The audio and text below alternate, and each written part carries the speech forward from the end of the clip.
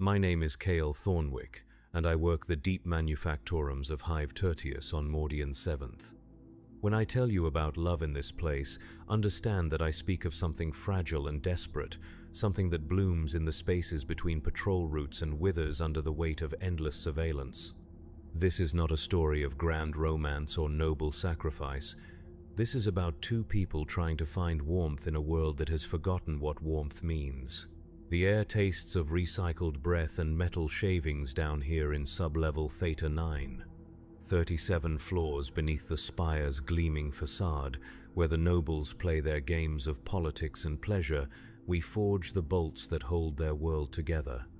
The manufactorum floor stretches for kilometers in every direction, a maze of conveyor belts, stamping presses, and assembly stations that never sleep. The sound is constant, a rhythmic pounding that becomes the heartbeat of your existence. After 18 years of this work, I no longer hear it as noise. It is simply the sound of being alive. I first saw Mira Castellan 3 months ago during the mid-shift rotation. She moved between the quality control stations with a grace that seemed impossible in this place of grinding machinery and harsh illumination. Her dark hair was pulled back in regulation style, revealing the pale line of her neck above her work coveralls. When she looked up from her data slate, her eyes held something I had not seen in years. Not hope exactly, but a kind of quiet defiance against the crushing weight of our existence. The Imperium teaches us that love is a luxury we cannot afford. Personal attachments weaken devotion to the Emperor. They create dependencies that compromise efficiency. They breed the kind of individualistic thinking that leads to heresy.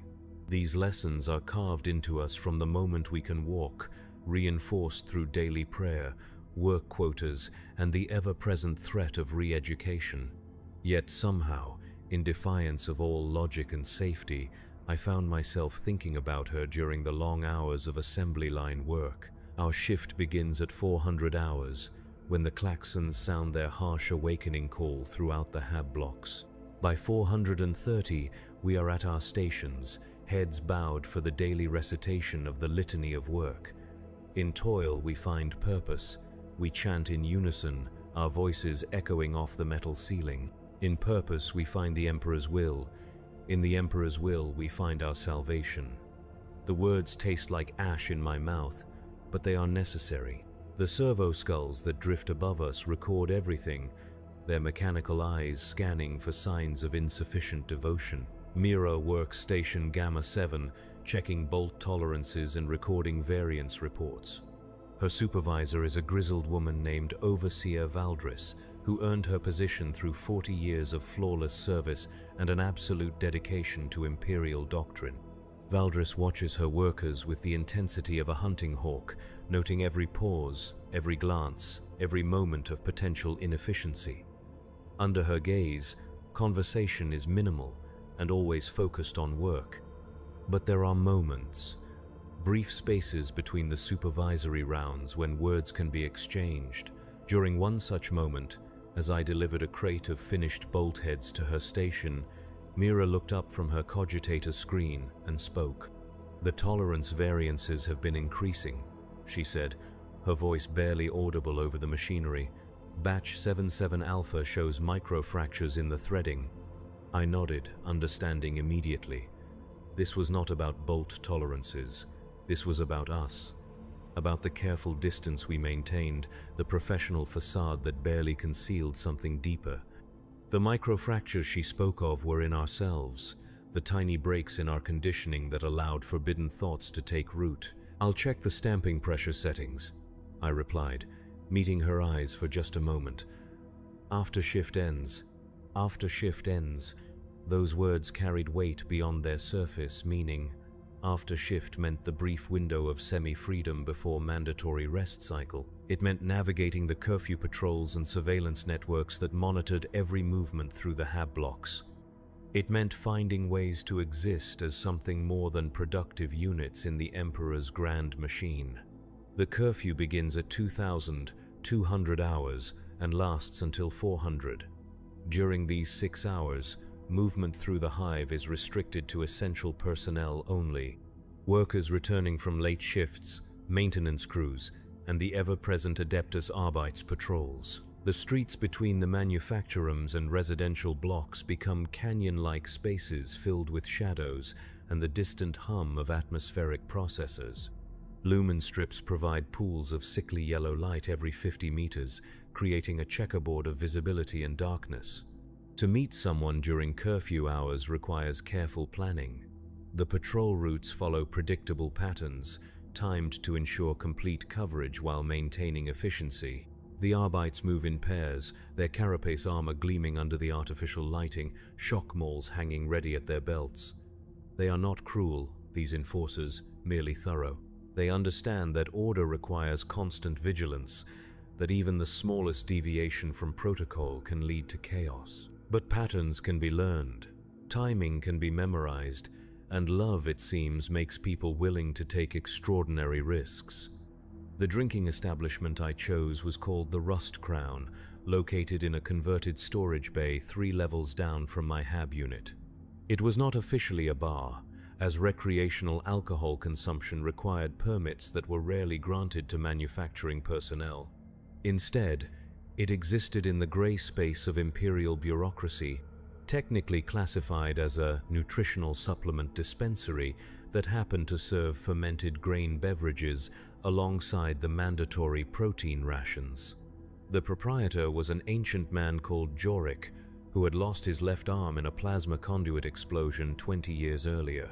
The mechanical replacement that clicked and whirred when he moved was a masterwork of mechanicus engineering, all brass fittings and exposed servo motors. He had served as a tech adept before his injury forced him into civilian life, and he understood the careful balance between following regulations and allowing people the small comforts that made existence bearable. "The usual Thornwick?" he asked when I arrived at 2,147 hours, 13 minutes before curfew began. His mechanical fingers clinked against the metal surface of the bar as he reached for a bottle of something that might generously be called ale. "2," I said quietly. "I'm expecting someone." Jorik's human eye studied me for a long moment. The mechanical one, a red lens set into his scarred socket, whirred softly as it focused. Expecting someone during curfew hours was dangerous. It implied planning, coordination, the kind of personal relationships that drew unwanted attention. "The temperature control has been irregular lately," Jorik said finally, filling 2 ceramic cups with the pale liquid. "People have been coming in to warm up. Nothing unusual about that." I nodded, understanding.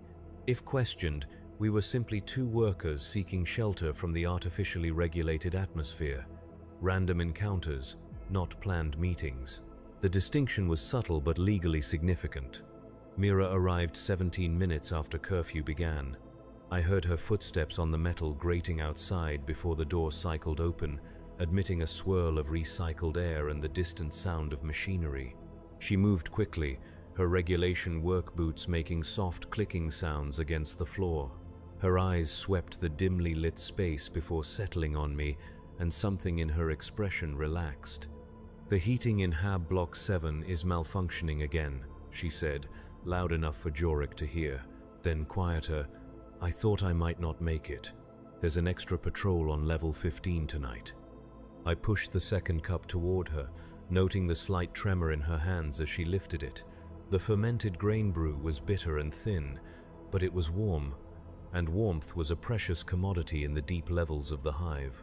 "Equipment failures seem to be increasing," I replied, maintaining the fiction. "Perhaps the Mechanicus needs to perform more thorough maintenance rituals."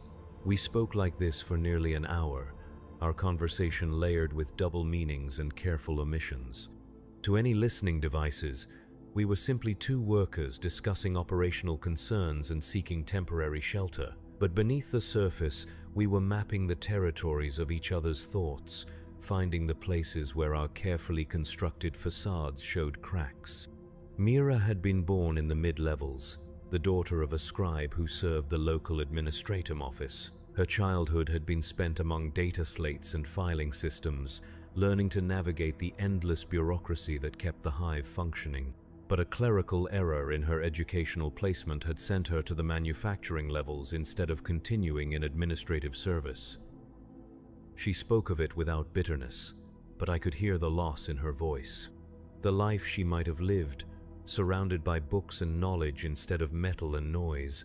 I sometimes wonder what it would be like, she said, staring into her cup, to work with living things instead of machines, growing food maybe, or tending animals, places where things change and grow instead of just wearing down. Such thoughts bordered on dangerous territory. The Imperium's vast cities were built on the principle that humanity's role was to serve the machine of empire, not to engage in primitive agricultural pursuits. But in the dim lighting of the rust crown, with the sound of distant machinery muffling our words, such forbidden dreams felt safe to share. My grandfather told me stories, I said, about the first settlers on Mordian VII, before the hive cities, when there were still open skies and natural weather patterns. He said the air smelled different then, clean. Mira looked up from her drink, her eyes meeting mine across the small table. Do you believe those stories? I want to, I admitted. I want to believe that somewhere, somehow, things were different once. This was perhaps the most heretical thing I had ever said. The imperial truth taught that humanity's current state was the natural and optimal order of existence. To suggest that things had been better in the past, or that they could be different in the future, was to question the fundamental wisdom of the Emperor's design. Yet saying it to her felt like the most honest thing I had ever done. We left separately, spaced 10 minutes apart to avoid creating patterns that surveillance systems might detect. Mira went first, disappearing into the maze of corridors that led back toward the residential blocks. I waited, counting my heartbeats, before following a different route that would take me through 3 separate security checkpoints on the way to my hab unit. The patrols were routine that night. At checkpoint Delta 7, an Arbeits enforcer scanned my work identification and recorded my biometric data. His partner, a woman with the scarred hands of a veteran, asked standard questions about my destination and purpose for being outside during curfew hours. Nutritional supplement dispensary, I replied, showing the receipt Jorik had provided. Regulation compliance for metabolic requirements. The enforcer studied the receipt with professional thoroughness. The rust crown was registered with the appropriate authorities, its inventory properly catalogued and taxed. Workers were permitted to seek additional nutrition if their shift schedules created metabolic imbalances. Everything was in order, documented, accounted for. Proceed to your designated residential area, the enforcer said, returning my identification. Report any unusual activity to the nearest patrol unit. For the Emperor, I replied, giving the proper response. For the Emperor, she echoed, already turning her attention to the next checkpoint. My hab unit was a standard arrangement, 3 meters by 4 meters, with a sleeping alcove, basic sanitation facility, and small preparation area for food rations. The walls were painted in regulation gray, marked only by a standard Imperial Aquila and a data screen that provided shift schedules and administrative announcements. It was identical to thousands of other units throughout the residential blocks, designed for efficiency rather than comfort. But that night, as I lay in the narrow sleeping alcove, the space felt different, changed. The memory of conversation, of shared thoughts and careful glances, had transformed it from merely a place of rest into something approaching a home. For the first time in years, I found myself imagining how it might look with small personal touches, a second cup on the preparation counter, clothing that did not belong to me hanging in the storage alcove, the quiet breathing of another person in the darkness. Such thoughts were dangerous, but I could not stop them. They colored my dreams with possibilities that the imperial doctrine would have labeled as heretical self-indulgence. I dreamed of conversations that lasted longer than stolen moments, of walks through corridors where we did not have to pretend to be strangers, of a life where love was not measured against productivity, quotas, and surveillance reports. The next morning's shift began like any other, The klaxon sounded at 400. The litany of work echoed through the manufactorum at 430. The assembly lines resumed their endless rhythm of production, but everything had changed, because now I had something to look forward to beyond the completion of each day's quota. Mira was at her station when I arrived with the morning's delivery of raw materials. She looked up from her data slate as I set down the crate, her expression professionally neutral. But there was something in her eyes, a warmth that had not been there before, that made the harsh lighting seem less oppressive. "Quality control reports from the night shift," she said, handing me a data wafer. "Standard tolerances maintained." "I'll pass this along to the production supervisors," I replied, taking the wafer. Our fingers touched briefly as I accepted it, a contact that lasted perhaps half a second, but sent warmth spreading through my chest. That small touch sustained me through 8 hours of assembly line work, through the mechanical repetition of bolt installation and torque verification, through the midday meal of corpse starch and reclaimed water, through the afternoon productivity lecture and the evening shift change procedures. It was a tiny rebellion against the dehumanizing efficiency of our existence, a reminder that we were more than the sum of our labor output. But small rebellions, like seeds in hostile soil, require careful tending to survive. The second meeting was more difficult to arrange. The patrol schedules had been modified, adding random elements that made timing unpredictable. Extra security sweeps were being conducted in the industrial sectors, ostensibly as part of routine efficiency audits but clearly designed to discourage unauthorized gatherings. The Rust Crown remained open, but Jorik had mentioned increased scrutiny from regulatory inspectors. We communicated through the work assignment system, embedding coded messages in routine production reports. Mira would file variance notifications that included timestamp data. I would respond with delivery confirmations that contained location coordinates. To any reviewing administrator, these were simply the mundane communications required for manufacturing operations. But encoded within the numbers and technical specifications were the desperate plans of two people trying to find each other in a maze of restrictions and surveillance. Bolt delivery to Gamma 7 requires special handling procedures, read one of my reports. Recommend quality assessment at 2,200 hours, Storage Bay 15. Storage Bay 15 was 2 levels below the Rust Crown, in a section of the hive used for long-term inventory storage. The lighting was minimal, activated only by motion sensors that created pools of illumination as workers passed through. During curfew hours, it would be empty except for the automated systems that monitored environmental conditions and inventory levels. I arrived first, moving carefully through corridors I had mapped during previous shifts. The bay was vast and filled with towering shelves of manufactured goods waiting for transport to other sectors of the hive. Somewhere in the darkness above, servo skulls drifted on silent patrol routes, their mechanical eyes recording everything for later review. But the shelving created blind spots, spaces where two people could stand close enough to speak without being observed.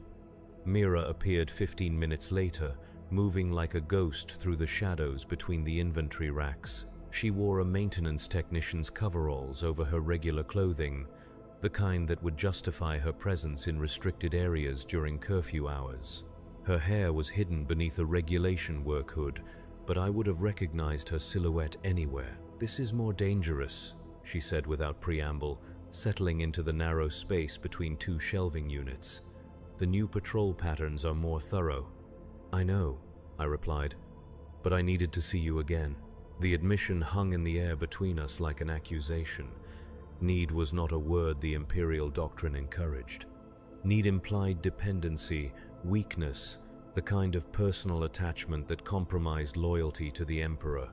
Good citizens wanted only to serve. They needed nothing beyond the opportunity to contribute their labor to the great machine of empire. But I did need her, in ways that went beyond logic or safety or ideological purity. I needed the sound of her voice, the way she looked at the world with eyes that refused to accept that grinding efficiency was the only way to exist. I needed the proof she represented that somewhere beneath the layers of conditioning and control, humanity still survived. "I've been thinking about what you said," Mira continued, her voice barely above a whisper, "about your grandfather's stories, about how things used to be." "Those were just stories," I said automatically. "Imperial doctrine teaches us that the current order is optimal for humanity's survival. But what if it's not?" The words came out in a rush, as if she had been holding them back for days. "What if we're not surviving at all, but just dying slowly? What if this isn't life, but just another kind of death?" Such questions were not merely heretical, they were dangerous to even think. The Imperium's vast surveillance networks monitored not just actions but thoughts, attitudes, the subtle patterns of behavior that indicated ideological contamination. Citizens who asked too many questions about the nature of their existence had a tendency to disappear into re-education facilities or penal colonies. But in the darkness of Storage Bay 15, surrounded by the products of our labor and the mechanical hum of automated systems, her questions felt like the most important words ever spoken. "I don't know," I admitted. "I don't know if things could be different, but I know that when I'm with you, everything feels more real, more alive, like there's something worth preserving in all of this." She moved closer, and I could feel the warmth of her body in the cool air of the storage bay. "Is that enough? Just feeling alive for stolen moments between shifts?" "It has to be," I said. "It's all we have." We stood there in the shadow of the inventory shelves, two small figures dwarfed by the immensity of the hive around us. Above, the servo skulls continued their endless patrol. Beyond the bay walls, millions of people slept in identical hab units, preparing for another day of identical labor. The great machine of the Imperium ground forward, transforming human lives into resources, dreams into productivity, statistics, love into efficiency metrics. But for a few precious minutes, we were more than components in that machine. We were Kale and Mira, two people who had found each other across the vast loneliness of existence and chosen to risk everything for the simple act of being human together. When we parted that night, she kissed my cheek, a brief touch of lips against skin that lasted perhaps 2 seconds but changed everything. It was such a small gesture, barely worth noting in the context of the vast cruelties and endless struggles that defined life in the hive. But it was also an act of profound rebellion, a declaration that despite everything the Imperium had done to strip away our humanity, something essential remained. The third meeting never happened. I arrived at the designated location, another storage facility in the industrial sector, at the agreed time, but Mira did not come. I waited for an hour past the scheduled rendezvous, hidden among the shipping containers and automated loading equipment, before accepting that something had gone wrong. The next morning's shift brought the explanation. Overseer Valdris made an announcement to the workers at Station Gamma 7 during the morning productivity briefing. Mira Castellan had been selected for enhanced screening as part of routine loyalty assessments. She would be temporarily reassigned to different duties while the evaluation was conducted. Enhanced screening. The word sent ice through my veins. Enhanced screening was the bureaucratic euphemism for the process that evaluated citizens whose loyalty scores had dropped below acceptable thresholds. It involved intensive interviews, psychological testing, review of personal associations, and analysis of behavior patterns. Citizens who passed the screening returned to their duties with improved loyalty ratings and enhanced surveillance protocols. Citizens who failed simply disappeared. I maintained my composure through the work shift, performing my duties with mechanical precision while my mind raced through possibilities. Had our meetings been detected? Were the coded messages in the production reports discovered? Had someone reported suspicious behavior? Or was this simply random selection, the kind of bureaucratic lottery that occasionally claimed innocent citizens as part of the Imperium's endless hunger for control? The questions tormented me through 8 hours of assembly line work. During the midday break, I found myself staring at Station Gamma 7, now occupied by a replacement worker who processed quality control data with the same methodical efficiency but none of Mira's grace. The space felt hollow, emptied of something essential. That evening, instead of returning to my hab unit, I made my way to the Rust Crown. Jorik was behind the bar as usual, his mechanical arm clicking softly as he cleaned drinking vessels with practiced movements. He looked up when I entered, his human eye studying my face with the careful attention of someone who had survived decades in the gray spaces of Imperial society. "Rough shift?" he asked, setting a cup of fermented grain brew on the bar without being asked. "Enhanced screening," I said quietly. Someone I knew. Yorik's mechanical eye whirred as it focused on my face. Knew how well? The question was loaded with implications. Personal relationships were monitored and evaluated as part of loyalty assessments. Citizens who formed inappropriate attachments were considered security risks. If the screening process had identified my connection to Mira, I could be next for evaluation. "Work-related interactions only," I replied, giving the safe answer. "Quality control coordination." "Of course." Yorik nodded, understanding the necessary fiction. "Work relationships are important for maintaining productivity. Nothing wrong with being concerned about a colleague's welfare." We maintained the careful pretense while I drank, speaking only of work quotas and equipment maintenance issues. But when I prepared to leave, Jorik leaned across the bar and spoke quietly. "Enhanced screening takes 3 weeks," he said. "Standard protocol. After that, workers either return to normal duties or receive new assignments. No point in worrying about things beyond your control." 3 weeks. 21 days of uncertainty, of wondering whether the woman I loved was being systematically broken down by Imperial interrogators or simply processed through routine bureaucratic procedures.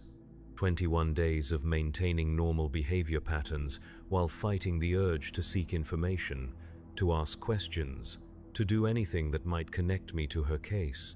The first week was the hardest. Every morning, I expected to be summoned for my own screening. Every patrol encounter during curfew hours seemed to last longer, the questions more probing. Every servo skull that drifted past my workstation felt like an accusation. I performed my duties with obsessive precision, maintained perfect compliance with all regulations, and spoke to no one beyond the minimum requirements of workplace communication. But the summons never came. Either our meetings had not been detected, or I was not considered significant enough to warrant investigation. In the vast machinery of Imperial surveillance, I was just another manufacturing worker, statistically unlikely to pose any meaningful threat to order and stability. The second week brought a different kind of torment. I began to realize how much of my existence had been reorganized around the possibility of seeing her. The careful timing of my deliveries to Station Gamma 7, the routes through the manufactorum that took me past her workspace, the anticipation that had made even the most routine tasks bearable because they might lead to stolen moments of connection. Without that possibility, work became purely mechanical again. The assembly lines resumed their status as instruments of grinding repetition. The harsh lighting returned to being simply harsh. The taste of corpse starch rations, briefly made tolerable by the memory of shared conversations, became bitter again. During the third week, I began to understand what Mira had meant when she asked if we were surviving or just dying slowly. The careful elimination of hope, of connection, of anything that made existence more than mere function, was indeed a kind of death. A systematic stripping away of humanity until only productive capacity remained. But then, on the morning of the 22nd day, she was back. I arrived at Station Gamma 7 with the morning's delivery of materials and found Mira at her usual workspace, head bent over her data slate as if she had never been away. She looked up when I approached, and for a moment our eyes met across the space between us. She was changed. The warmth that had begun to bloom in her expression during our brief courtship was gone, replaced by the careful neutrality that marked citizens who had survived enhanced screening. Her movements were more precise, more mechanical. Her responses to workplace communications were exactly what regulations required, nothing more or less. "Quality control station ready to receive materials," she said, her voice flat and professional. "Materials delivered according to schedule," I replied, setting down the crate with mechanical precision. That was all. No hidden meanings in the words, no careful touches during the exchange of data wafers, no glances that suggested anything beyond strict compliance with workplace protocols. She had been returned to us, but the woman who had asked dangerous questions about the nature of existence was gone. I understand now what enhanced screening actually does. It does not simply evaluate loyalty and return citizens to their duties. It surgically removes the parts of personality that might lead to troublesome thoughts or behaviors. The process leaves the productive capacity intact while eliminating the human elements that make productivity meaningful. Mira continued to work at Station Gamma 7 for another month before receiving her new assignment. The transfer orders came through routine administrative channels, reassigning her to a manufacturing facility in Hive Secundus on the other side of the continent. Standard personnel rotation, designed to prevent the formation of the kind of local attachments that might compromise loyalty to the broader Imperial structure. On her last day, I delivered materials to her station one final time. She processed the delivery with the same mechanical efficiency she had shown since her return from screening. But as I prepared to leave, she spoke. "Kyle Thornwick," she said, using my full name for the first time since the screening. "I want you to know that I remember everything." The words were spoken quietly, barely audible over the background noise of the manufactorum. To anyone monitoring our conversation, they would seem like a simple acknowledgement of our professional relationship. But I heard the deeper meaning, the message she was risking everything to convey. The screening process had not erased her memories, only her ability to act on the feelings they represented. Somewhere beneath the carefully constructed loyalty protocols, the woman who had dreamed of growing things and questioned the nature of our existence still survived. She could not express those feelings, could not allow them to influence her behavior, but she had not forgotten. "I remember too," I said, giving the only response I could. That evening, after she had cleared out her personal effects and submitted her final reports, Mira Castellan disappeared into the transport network that would carry her to her new assignment. I watched through the observation windows as the cargo lifter rose through the hive levels, carrying her away from everything we had briefly shared. The next morning, her replacement arrived at Station Gamma 7. A young man named Darius, fresh from the educational facilities, eager to prove his worth through devotion to duty and compliance with regulations. He processed quality control data with admirable efficiency and maintained perfect workplace communication protocols. But the space remained empty, hollowed out by the absence of something that had never officially existed. That was 6 months ago. I continue to work the deep levels of the manufactorum, delivering materials and maintaining production schedules with mechanical precision. The assembly lines turn out their quotas of bolts and fasteners, contributing to the vast construction projects that keep the Imperium functioning. The servo skulls drift overhead, recording everything for later analysis. The patrol routes continue their predictable patterns through the corridors and hab blocks. During curfew hours, I sometimes find myself walking past Storage Bay 15, where we once stood together in the shadow of inventory shelves and spoke dangerous words about the nature of existence. The space is unchanged, filled with the same products waiting for transport to other sectors of the hive.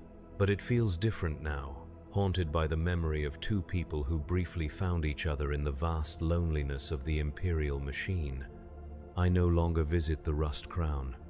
The risk-to-benefit calculation no longer makes sense without someone to share the carefully maintained fiction of seeking shelter from atmospheric irregularities. Jorik nods when I pass his establishment during shift changes, a slight acknowledgement between survivors who understand the price of small comforts in a system designed to eliminate them.